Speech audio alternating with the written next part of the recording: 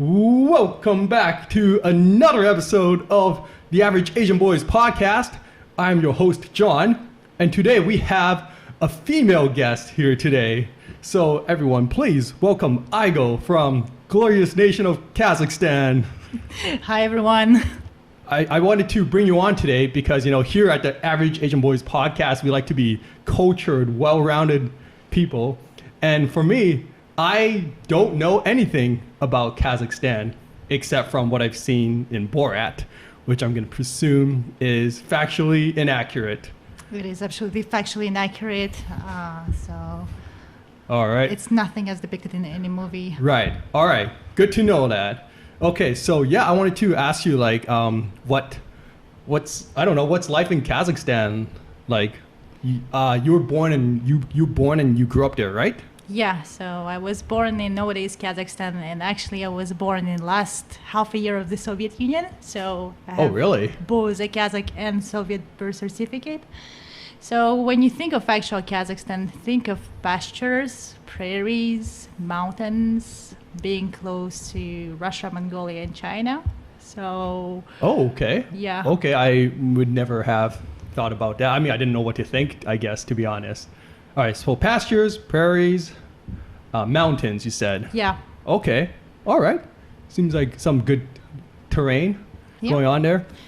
And then so you said you had a Russian birth certificate as well? A Soviet one, yes. A Soviet one. Yeah. All right. I'm getting like Soviet and Russian like mixed because like to me they're like one and the same, but they are. Are they like distinct? Are they different technically? Well, technically it used to be one country, USSR, right? Yeah. But inside of the USSR you had the Soviet Union republics. So I am from the Kazakh Soviet Union Republic. So I used to be a Kazakh Soviet. Okay, so Kazakhstan was part of the USSR. Yes. Oh my gosh, I feel so ignorant right now on clearly I don't know anything about Russian or Soviet history or whatever.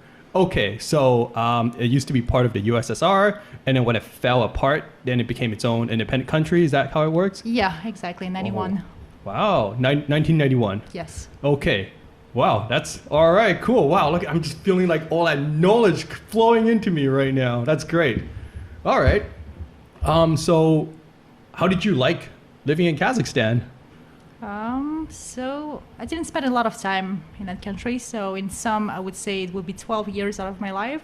But I would see it change throughout these 12 years that I would come back from elsewhere to live for a couple of years and see how everything changes. Okay, so in the time span of 12 years, you've seen it change like drastically? Yeah, so... I guess first of all, I should ask you like what part... I'm going to ask you what part of Kazakhstan you're from, but then I'm not sure why I'm asking because I wouldn't even know probably. Yeah, so I'm not from the capital city, Astana. Astana. Yeah. Am I saying that right? Yeah. Astana. Yeah. Okay. The only city I know from Kazakhstan is Almaty. Yeah. That's the only one I've heard. Yeah. Okay, but that's not the capital city. No, the current one is Astana. Yeah. Okay, gotcha. All right. So you saw it change quite a bit throughout the years. What were the changes that you observed? So, for instance, Astana became the capital city in 94. And so it was not the capital city originally? Almaty was in the south for 100 years. Yeah. And so in 94, it all shifted that all of the Kazakhs from elsewhere would move into that one city, who was in the past just a small town in the Soviet Union. And you would see lots of changes being made, such as constructions of new buildings, people migrating to Astana and coming to live in Astana, and the city expanding. So why did they change the capital to Astana? So this was a decision of the government because they thought that the current capital is too much in the south of the country, and they wanted to have everyone concentrated more on the north center. Yeah. Okay, so the city was too south, and they wanted more people in the north, so they moved it up. Yeah. Okay. Is there a reason that they wanted more people on the north side? Yes. So in northern Kazakhstan, the population would be looking like 50% of Kazakh descent, like myself, and 50% of Soviet, Russian, or whichever descent. So they essentially wanted to move more Kazakh population, Kazakh nationals into the north. Okay, so it sounds like there's quite like a bit of a mixed bag in terms of like the demographics and the population, because you mentioned that it's about 50% people of Kazakh descent. This is all new info to me, so I'm really gonna have to go slow here. And then the other 50% is kind of like Russians / Ukrainians, Soviet people, other Middle Easterns. Kind of? As well. Yeah. Okay, interesting. All right. Do you think Kazakhstans are considered Asians, like, or Middle Eastern? Yes, Central Asians. Central Asians. Yeah. All right, gotcha. All right. Wow, that's pretty interesting. So if I was to like go to Kazakhstan and just observe the people, I would see like kind of like a bit of everything, I guess. Because like the Kazakh people would look like they're from Central Asia. Yeah. And the Russian people would look white as heck. Yeah. So it's a diverse community. Oh wow, that's super interesting. Yeah. Yeah, because I mean, like I haven't met many people from Kazakhstan before, so I obviously don't really know what to expect in terms of what they look like and stuff. Like I wouldn't be able to tell from looking at you that you were from there. Yeah. All right. Do you have any like, I don't know, do you have any like childhood stories growing up in Kazakhstan or anything? Anything interesting? Any fun story to share with us? Yeah, I guess like one of our most treasured pastime would be horse riding, but not the actual like, cultured horse riding that you see in Western countries. Like but equestrianism or whatever. Not equestrianism, but actual horse riding. So. Well, can you explain the difference to me? Because like I just heard horse riding and horse riding. So an equestrian would be perhaps, in a field that's purposely done for you to go rounds and rounds or just to show they've off got like they've got the tracks, right? Yeah, or the tracks. obstacles. Yeah. Yes. And you're actually just like riding in the field. Yeah, clippity-cloppiting. Yes. Oh wow, like just being one with nature. Exactly. Oh, that sounds cool. Yeah. Yeah, like what horse riding was meant to be. Yeah. Have you done horse riding before? I did. Yeah? So, yeah. How comfortable do you feel like horse riding right now? I am very comfortable right now. You're very comfortable. Yeah. All right, so you had to like hop onto a horse and like chase somebody down. You could do that. Yeah, I could do that for sure now. Okay, well I am definitely not messing with you anytime soon. Because I wouldn't want you to chase me down with a horse. I would be terrified. Right. Yeah. So is everyone like well versed in horse riding there?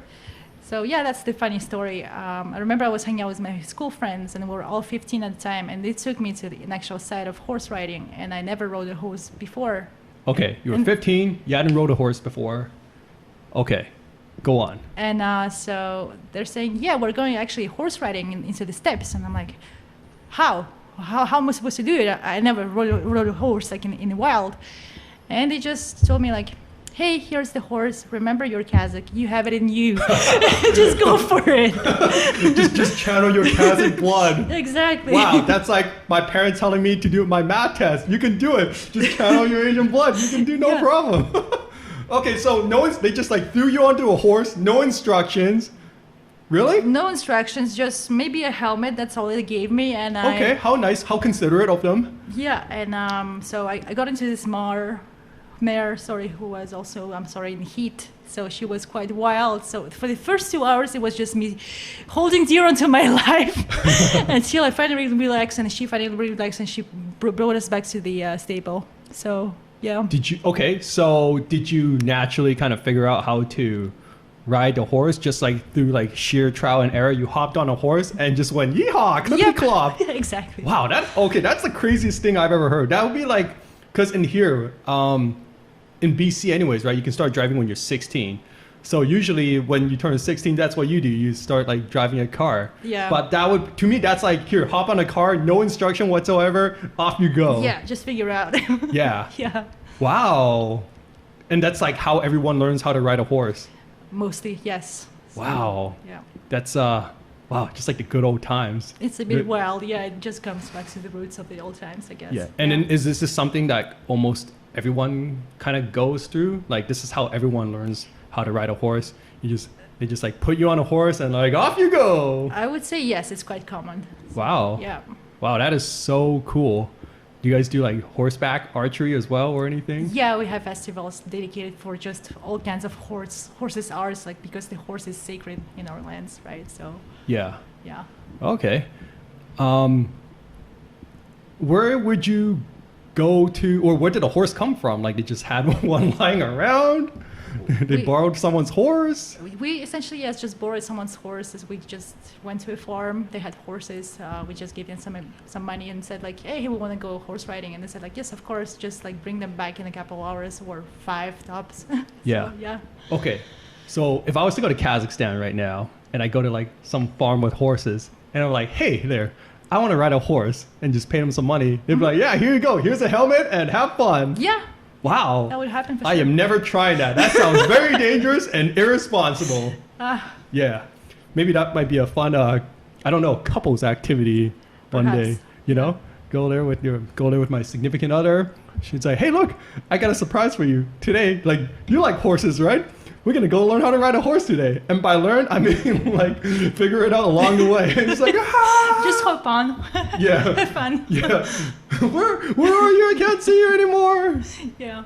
All right. I'll keep that on the back of my mind if I ever meet a girl who's really into horses and she really, really wants to ride a horse one day. That's what I'll do. Mm-hmm. Okay. So going back, you mentioned that you were kind of in and out of the country during your younger days. Yeah. Why was that? Like, oh, sorry. Why were you like in and out? Oh, it's because of my father's work. So we would Okay. So travel a bit. traveling quite a bit. Yeah. Okay. And then so during that time, you mentioned that you noticed like people kind of like migrating to the capital city because they wanted to move it further north, and then it was growing bigger in size. Yeah. What were some of the other changes that you noticed during those years? It's also the people themselves. So my hometown was just a small hometown, with small town mentality. But now that it's a capital, you get to meet all kinds of people from all of the country. Yeah. And so most of them bring like different traditions. So we have some festivities that we celebrate in one way in the north, where I'm from. Mm-hmm. They celebrate it differently in the south, and completely different in the west. What's growing up in Kazakhstan like, other than horse riding at 15? Anything else like interesting or unusual that we wouldn't have thought about, that we wouldn't experience here? Yeah, so Kazakhs are known to be big carnivores, and we even joke. So there's wolves come first when they eat meat, and Kazakhs come second. So you have a plethora of different meats and dishes that you can try at our place, and it's very unusual for a foreigner or someone who's not from Kazakhstan. Say our main and favorite dish is horse meat. So okay, so not only do you ride the horses, you eat the horses as well. Wow. Okay. Okay. Oh, it sounds like there's a lot of horses in Kazakhstan. Yeah. Okay. Gotcha. You said that phrase that the wolves eat first, and then the Kazakhs eat second. Could you explain that? What that means?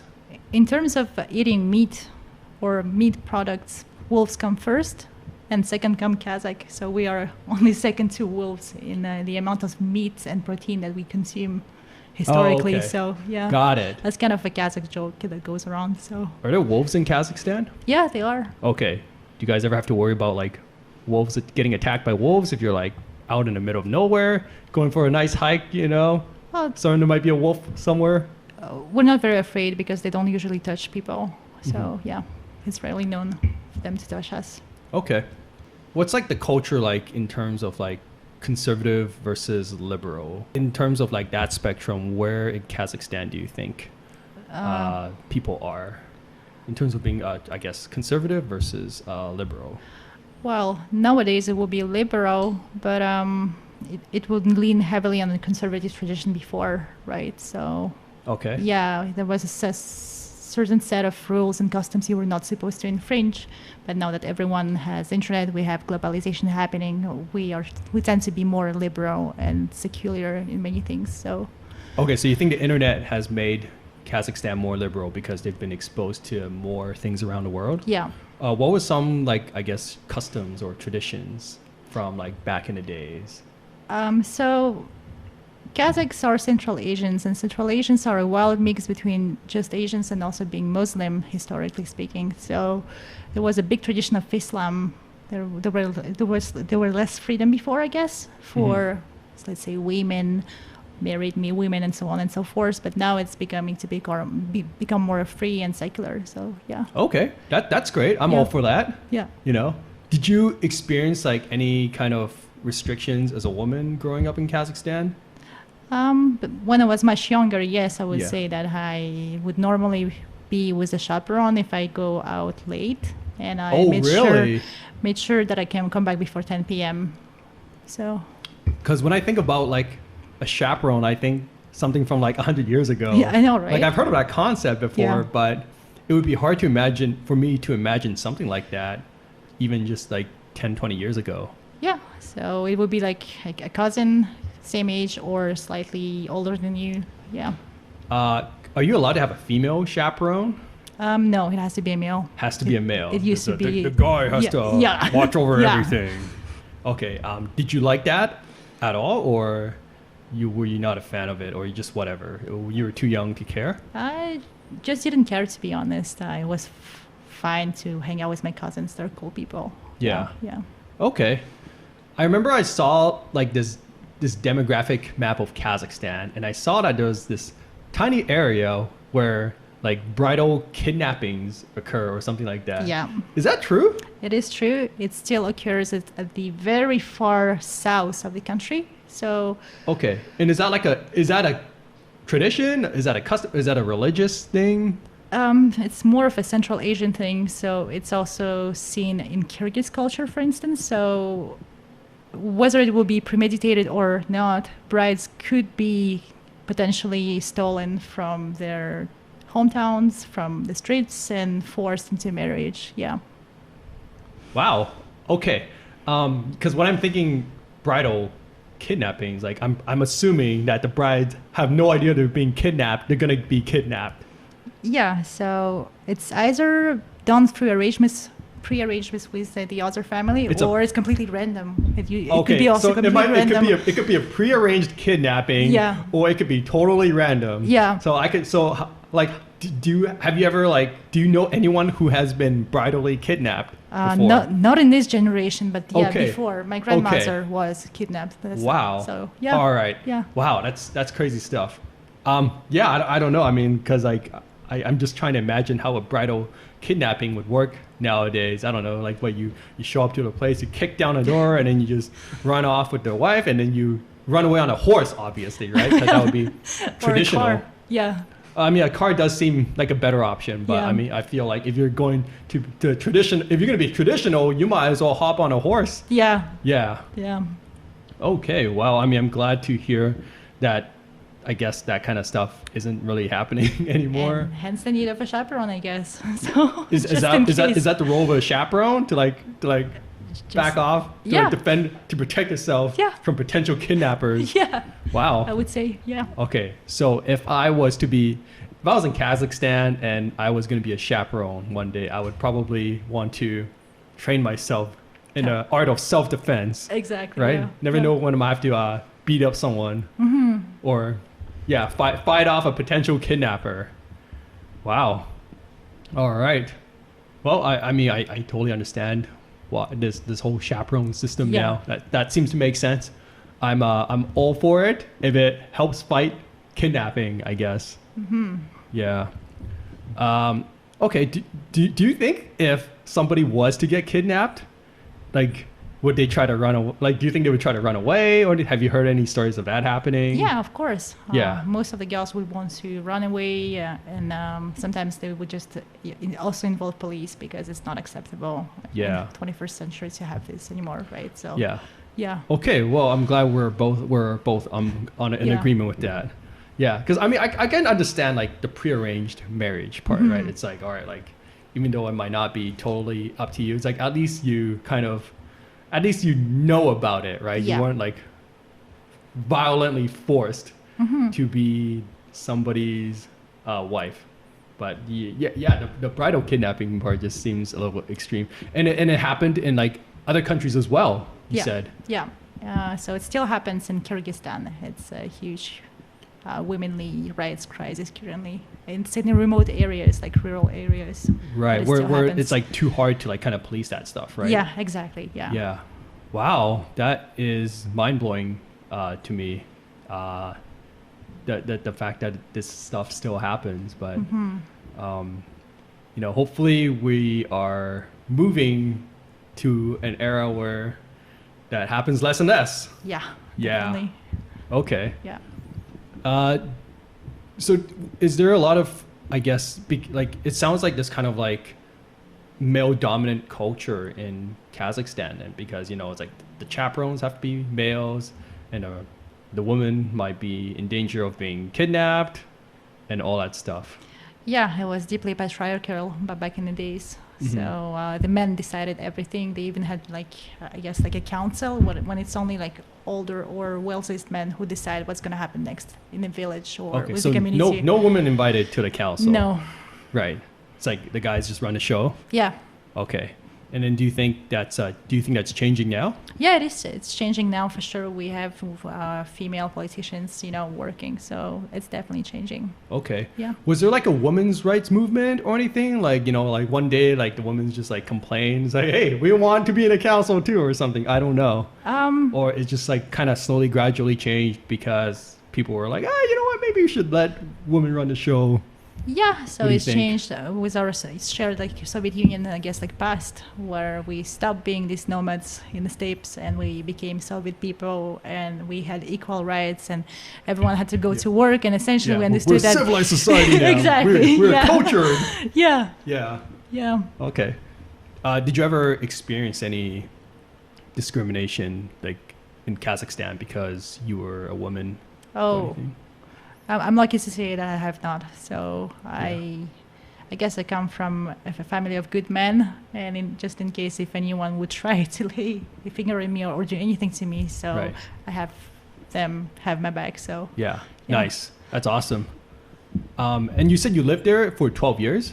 Yeah, in some. And then so you did, I guess, I don't know if there's like, I don't know what the education system is like there. Actually, yeah, what is the education system like? Is there like a heavy emphasis on education like Eastern Asian countries? Yeah. Or is it just like, I don't know, whatever? Same as everywhere. So 9 classes is middle school, 11th grade is a high school degree, and then we have universities, of course. And because of, I guess, our shared Soviet past, it just became normal for us to go to school, go to university, get a job. Was it like you adopted the Soviet system, I guess? Yeah, we were heavily influenced by them. Okay. That's for sure, yeah. Okay, so it's like the stuff that you learn, is it heavily like kind of, like especially, I guess, history, if you were to learn about like the history of the Soviet Union, would it be like pro-Soviet kind of education? Yeah, it would be pro-Soviet. Like America is a bad guy. They invaded us or whatever, would. Capitalism bad. Yeah. I don't know. Just trying to figure out what kind of stuff it would be just dwelling on the communist past, I guess. And what also is heavily influences precise science, such as mathematics and physics. It's all the same formulas. It's all the same books, to be honest, because my dad took a look and he's like, oh, it's the exact same program that I had like at your age. So yeah. It's like nothing's advanced in the last I don't know 50 years or so. Yeah. Okay. Yeah. Right. Were you like, did you like enjoy going to school there? Were you like a good student and all that stuff? I actually found it challenging because I would study elsewhere outside of Kazakhstan, and I would think that the program is so much easier than the one that's there. So you think the programs outside of Kazakhstan is easier? Yeah. Okay. Definitely, yeah. Yeah. Okay, so yeah, it sounded like you were really kind of going back and forth between places. That must have been very confusing for you and challenging, because it's like that you don't have the opportunity to kind of build your social circle as a kid. Which is fine. Like I still have some childhood friends. Yeah. And you got to ride horses with them. That's all that matters. Yeah, definitely. Yeah. Yeah. Yeah. Okay, what I wanted to ask you was, like, you know a bunch of like different languages, right? Like I've heard you speak French. You probably speak Russian as well. Yep.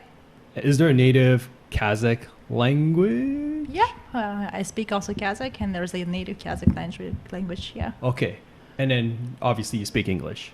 Yeah. Ooh. Now, what I want to ask is, where did you learn how to speak all these languages? The Russian and the Kazakh are like obviously from your homeland, but where did you pick up English and French? So for French, I picked it up when I was 2.5 years old. We moved to Belgium, and then we just started going to kindergarten. Yeah. And English was much later, in grade 6, I think. That's when I started to learn it. Yeah. Is it part of, where did you learn English? It was when I was in Switzerland, so it was one of the second European languages we had to learn. Yeah. Along with German, and German I don't know at all. So. Yeah. Wow. Yeah. I mean, yeah, it sounds like you've just kind of like really picked up languages from everywhere. Yeah. Does that ever get confusing to you sometimes? You got so many languages going around. You're like, I guess as long as you don't have to switch languages on the fly. I guess, yeah. And as long as I have just one silent moment just to switch between one and other. Yeah. Yeah. Okay. Do you find that it's hard to retain like your ability to speak all these languages? Like I know for work you're speaking French and English at work. Yeah. But then like do you ever get a chance to like use your Russian or anything? Yeah, I speak to my mother in Russian and to my dad in Kazakh. Okay. The fifth language that I also know is Polish, but I'm forgetting it because I don't have Polish friends around to speak to. So yeah. Okay, Yeah. so you need to find a Polish friend is what you're saying. Yeah. All right, I'll let you know if I ever meet a Polish friend. Thank you. You're welcome. Okay. So obviously you're now living here in Vancouver. Yeah. What's that journey like? Like, how did you end up coming over here?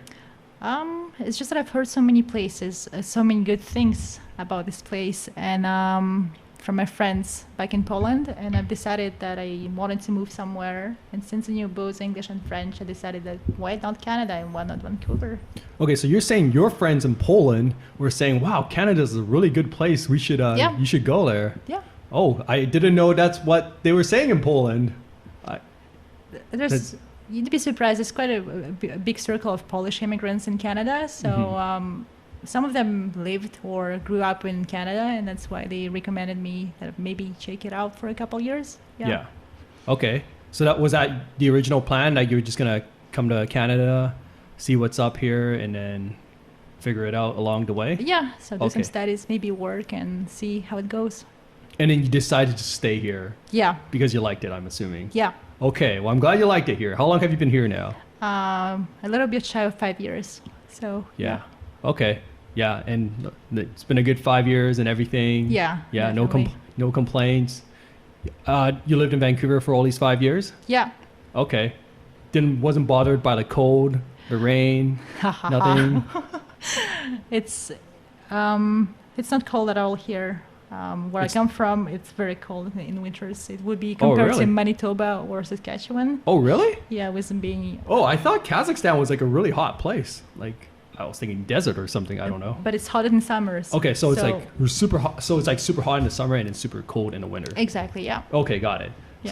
So this place is not cold here at all. Exactly. Okay, so you think everyone like here is just like complaining too much? We're like, oh my god, it's so cold. Oh, it's 0 degrees now. I mean, it's temperate, right? And the rainforest brings you green trees and stuff, so it's beautiful. Okay. Yeah. But then you wouldn't think this place is hot either. No, it's not hot. It's just temperate. Okay. When we had the heat wave, the great heat wave of Vancouver 2021, did you think that was hot? It was like 40 degrees. Yeah. During the actual heat dome, I thought like this is getting a bit too hot. This is getting a little up there. Yeah, okay. Yeah. But with like the 30 degrees, it's just like whatever to you. Okay. Wow. Yeah, I can see why you are totally okay with living here. Mm-hmm. What about the rain? Obviously, it rains a lot here in Vancouver. Does it rain a lot in Kazakhstan? No, it doesn't. But it gets the 6 months. When it's the 6 months of rain, you want sun. Yeah. I will agree here. Yeah. Yeah. Yeah. Yeah. I mean, here. It's more like 10 months of rain. Is it? It feels like that sometimes, and I'm just like, please, I'll take the heat wave, anything. And then of course when the heat wave comes, it's like, please, like just one day of rain, please. I will do anything. I will sacrifice a goat to make it rain right now. Yeah. Very unpredictable. Very super unpredictable. Yeah. Yep. I mean, it's like, yeah, why bother looking at the weather report? It's just going to be totally different. Who knows? You never know what you're going to get here. Okay. So you came here 5 years ago. Yeah. And you've stayed in Vancouver since. Yeah. Was it like challenging for you to like kind of start in a new city? Did you know anyone when you came here? Well, it's not exactly a challenge to me. Like I've been moving places, right? But yeah. It's just that I had to make sure that I find friends perhaps through school or through work, right? So did you go to school here? Yeah, I just went for some courses in Capilano University. So yeah. And I met a couple people from there. Yeah. What about the religion? Is there like a dominant religion? It's probably not Christianity. And it's Islam of Sunni. Islam. Yeah. Okay. Is there any like religious conflicts there? Like, I don't know. Because I know there's like 2 different types of Muslims, I think, yeah. right? Except I don't know what the second type is. Because I'm so uncultured. So, because there's Sunni and there's Shia, but Kazakhs are completely Sunni. Okay, that helps. That I feel like that kind of helps a little, get everyone kind of on the same page. And when I was telling you like about the people of Kazakhstan, it's just very interesting to see that some of them are extremely religious. So you would often see like women in burqas, and then right. you have that's the coverings on the head. Yeah. Right? Okay. And then you would see some people who are completely not dressed, not religious, and just enjoy beer. Okay. Yeah. That's on nice. the patio. So yeah. Okay. What is like another, I guess, like ultra like religious thing that people would do? Because like I know, for example, and like again, like not too knowledgeable with the religious aspect, so I'm just trying to gain some knowledge here. Like I know in Saudi Arabia they didn't used to let women drive cars. Yeah. Until recently, yeah. Yeah. But I mean, I'm guessing that wasn't an issue in Kazakhstan. Like anyone could drive cars. It never was an issue, no. Yeah. Yeah. Everyone can ride horses. Yeah, ride a horse. Yeah. Do you think there's like any? Okay, what about like currently? Do you think there's anything that women can't do that guys can do? Get a divorce easier, I would say. A divorce? Yeah. Oh, so that stuff would be like still kind of super frowned upon. Yeah. On. Yeah. Okay. Yeah, I can see that. Yeah, because here, right, it's just like, you get a divorce, you get a divorce, you all get a divorce. Yeah. All right. So let's say if I was in Kazakhstan and I wanted to get a divorce, is it like as a guy, would it be easier for me? It would, yes. Just because I'm a dude? Yeah. Okay. For a woman, she would have to provide solid grounds as to why she wants to get a divorce. Right. Yeah. Like, I don't know, like her husband shot her or something like that. I guess. Yeah. Okay. Whereas if I was a guy, I can just say, that's it. I'm calling it quits. I don't want to do this anymore. And I can just head on off and just get a divorce. Yeah. Okay. All right. More or less. Yeah. All right. So hopefully that, becomes more progressive in that department as well. Mm-hmm. All right. Do you have any other interesting stories from Kazakhstan that you want to share with us? I would have one which would perfectly depict, I guess, contemporary Kazakhstan. So this would be the story that I first went skydiving. Oh, exciting. So I was 21-year-old. Again, not a lot of brain inside of this head. So first thing first, we did not have any instructor that would be attached to us behind. Okay, I feel like is this just like Kazakhstan? Like everything, just no instruction whatsoever. You want to ride a horse? No instructions. You want to go skydiving? No instructions. Is that the culture? You just listen for an hour of a boring explanation as to how will you open your own, parachute. That sounds like a very important instruction. Yes. Okay, so there is someone who instructs you how to open a parachute. Yeah. So. Okay, that's a good start. You pull it 1, 2, 3. Yeah. If it doesn't open, you pull the second one. So that was the second. So is it like super brief? Yeah, it's super brief. Okay, 1, 2, 3, pull this. Doesn't it's work. Inadequate. It's inadequate. Yeah, and then of course it's just like, yeah, you're Kazakhstan, just like, you follow your blood or whatever. Yeah, just do it. Oh my gosh. Yeah. And it's old Soviet parachutes, right? And then the I guess the cherry on top is just that they did take you actually on a very small old Soviet plane. Nice. It's like this and plane. They push you. This plane may fly or it may not fly. Exactly. Yeah. Okay, so when you're saying that you didn't have a lot of brains, like that was specifically like skydiving in Kazakhstan. Yes, exactly. Oh, okay, all right. I just wanted to clarify that part. Okay, so you get like 10 seconds of instruction. They give you a parachute, Yep. and then they ship you off on an old Soviet plane, which may or may not fly. Exactly. All right, tell us what happened next. With a parachute that may or may not open, right? So With the parachute that may or may not open. That's why they give you two. Yeah. You're like, all right, well, 25% chance that neither of them opens. Seems pretty high odds, but all right, sure, let's go for that. Exactly. So, and what they did not also say that we needed like adequate shoes because they wouldn't provide like adequate shoes for people who didn't have adequate shoes. Do you need shoes for skydiving? I guess a good pair of boots will be good for you to land, right? So. Oh, I guess so. I don't know, because I'm like I wouldn't wear flip flops. No. but other than that, I'm like, I don't know, shoes a shoe, right? Like I feel like that would work. Yeah. Okay, so they don't give you the skydiving shoes. I just assume it's like a bring your own shoes kind of thing. Yeah, exactly. It's just bring your own. Because when I've never done skydiving before because I'm terrified of heights, so I'm like, fuck that shit. But when I think of skydiving, I'm assuming that they provide like the parachutes and like the suit. Yeah. And like the airplane, obviously. And they attach you to an instructor behind you, right? Right. Oh yes. That's right. The instructor / guide, some guy who knows what he's doing, strapped behind me, just in case I panic and I forget to pull my parachute. Yeah. Right. Yeah. Okay. So did you guys get an instructor? No. So it was just you go and you jump, and with two parachutes that may or may not open. Okay, so you're on this plane, it somehow managed to take off, and then they open a door, and it's like, all right, kid, jump off the plane. Exactly. Oh my God. Whoa, shit, man, that's crazy. Oh my God. Okay, and then like any instructions on like the proper jumping technique or anything, or like what you're supposed to do when you're free falling from the sky? Just jump to your right and try to land on your feet. Nice. That's it.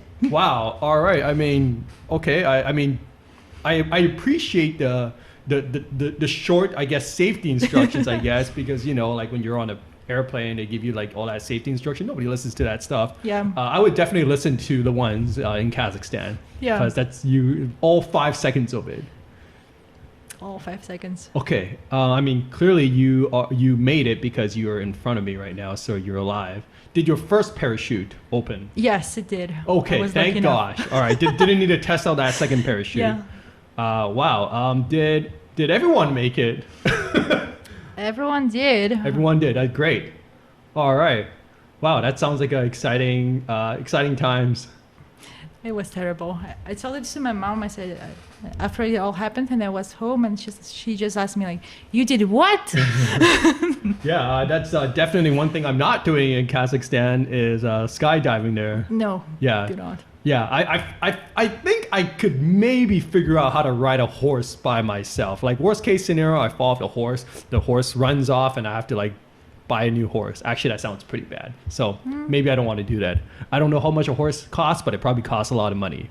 So maybe I'll skip that part too. Oh. Yeah. But you know, I'm glad you survived that skydiving I'm glad counter. too. Yeah. That was reckless. Did you try again? No. To go for a round 2? No. Are you going to try skydiving here where they do provide you with actual safety instructions and an instructor strapped behind your back? Yes, and only, yes. Yeah. Of course, yeah. Okay, wow. Yeah. It'll be so easy for you. Yeah. You know? It'll be so easy compared to what you did before. Yeah. Yeah, it's like, oh yeah, don't worry, I know how to pull a parachute. No, you don't got to do it for me. It's fine. I've done this before by myself. And you'll be obviously on a plane that is probably more likely to fly and yes. work and take off and all that stuff. Yeah. Okay. Wow, this is great. This is I feel like this is all very important things that I would want to know if I ever went to Kazakhstan. Yeah. Actually, speaking of going to Kazakhstan, if I was to travel there like for vacation, well, first of all, would you recommend going to Kazakhstan as a vacation destination? Only in the summers. Do not come in the winters. Okay, not the winter. It's harsh. All right. Cold winter, right? We got enough of that in Vancouver, or in Canada. So you're right. All right, so go there during the summer. How hot do you think it gets there during the summer? Plus 40 Celsius tops. Okay, I am out. I am not going to Kazakhstan. Never mind. All right. But let's pretend that the temperature isn't a factor, and I wake up one day and I decide, you know what? I want to go to Kazakhstan and see what's up there. What would you recommend that I do? Honestly, perhaps go for a safari throughout Kazakhstan. Live in a yurt, try horse riding, but a safe one with an instructor. Could I? In Yeah. a saddle. Am I able to sign up for one that comes with an instructor? Because that would be nice. Yeah. Yeah. Try the different dishes and perhaps just see the plenitude of all kinds of places. Because, like I said, in the south we have mountains. Mm-hmm. Most of the country is just like grassland, prairies. Yeah. And the steppes, right? Yeah, the steppes. Yeah. So, and maybe see the Aral Sea and the Caspian Sea. Yeah. Hold on, I've heard of the Caspian Sea. What's the other sea that you said? It's called the Aral Sea, which is very unique. So, it's a body of water that's more like a lake in size, but it used to be bigger before. And is it like drying up or something? Like it is. Global warming just killing off the lake. Yeah, but it's replenishing itself right now. And why it is unique is that 50% of its water is salt water and 50% is pure water. And you see a line when the two water collide. So, yeah. So it's like physically one half of it is fresh water. Yeah. And then the other half is salt water. Yeah. How is that possible? It's how it is. It's just such a cool lake. Yeah. Yeah, that sounds like something like that should not exist, but yeah. Okay. And then in the middle, right, that's where like everything gets mixed up. Have you been to that lake? Yeah, you just actually see a distinct line between the two sides. Yeah. Okay. And then like have you tried like swimming from like one side? I don't know if it's possible, but like have you tried swimming from like the freshwater side to the saltwater side or like vice versa? It's not exactly possible, I think. So okay, because it's too big. Yeah, and it's quite dense inside, right? So it's best to swim on one side and then try the other just to compare. I don't know. I just had this stupid idea where like I'd go swimming on the freshwater side, drink some of that fresh lake water, and I'll like swim to the other side and just like taste how salty the water is. Yeah. Just to like see the difference for myself. It sounds stupid now that I say it out loud, so maybe we'll just forget that I said that. Okay. That sounds like a really cool, unique attraction. What about like the cities itself? I guess would you say there's only like the two major cities, which is Almaty and Astana / Nur-Sultan? Yeah. Okay. And everything else is just kind of small cities / villages? Yeah, smaller towns. On the west you have like oil rig towns, right? So they're also building up. They have like different hotels and resorts, and they're right by the Caspian Sea. But the rest of the cities is just small cities. Yeah. Okay. Which one of those two big cities would you recommend that I go to? If you had to pick one of those two, which one would be better? Generally speaking, tourists like Almaty more because it has like mountains, it has lakes. It sort of looks like Vancouver, to be honest, like the smaller like Kazakh version of Vancouver. Oh. Yeah. Okay. Yeah. Astana is just like that sounds appealing already. Yeah. I like mountains. I like lakes. Yeah. And then it's just like everyone will look different, I guess. Mm-hmm. Yeah. All right. So this is kind of random, but I mean, I noticed that you're obviously you're very tall. Do you think, like, are you like average height for like a Kazakh female, or are you on the taller side? I am on the taller side. Okay. Yeah. All right. Just warning. I was just wondering if like all the other Kazakhstan girls out there are like 5'10" or 6 feet. I don't know. Yeah. That was. No, the average is 5'5", and I'm 5'10"ish, 5'9". So yeah. I am on the taller side. All right. Well, we're gonna go with 5'10" because I'm also 5'10", and I would like to think we're at least the same height. Okay. Yeah, we're gonna go with that. All right. Great. Do you think right now, like after the Soviet Union collapsed, like do you think like the more ethnic Russians are leaving Kazakhstan, or have they stuck around? Oh, it actually happens with our Germans. The Germans were the very first. There were Germans there? We had a large diaspora of Germans. What is going on in this place? Okay, so why were the Germans there in the first place? So they came when the Soviet Union was established. They needed like hands to build up the cities around Kazakhstan because we used to be nomads, just living off yurts, right? Wait, so they needed the Germans, the Soviets employed the Germans to help build up Kazakhstan. Yeah. I thought they didn't like each other. Or was this before they didn't like each other? This may or may have happened during and after World War II when Germany lost the war. That's right. Nazi Germany lost the war to the Soviet Union. Yeah, so... Okay, got it. Okay, wow. Another fun fact right there. Yeah. Man, I'm going to be full of fun facts after today. And yeah, they were the first one to leave. Right. Germany established like repatriations program right away, specifically for this Kazakhstani Germans, and they just like all left. Why do you think they left?